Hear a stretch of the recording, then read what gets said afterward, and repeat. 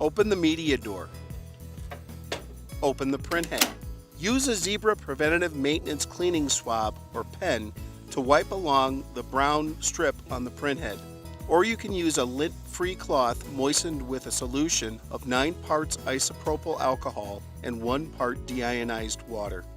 To clean the Platen roller, wipe with a swab or lint-free cloth moistened with a solution of 9 parts isopropyl alcohol and 1 part deionized water. Allow the solvent to evaporate. Close the printhead. Close the media door. Clean the printhead on a regular basis to extend its life and to prevent inconsistent print quality.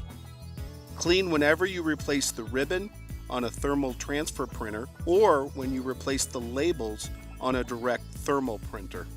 Also clean the printhead whenever the Clean Head Now appears on the display. We recommend using a Zebra Preventative Maintenance Kit.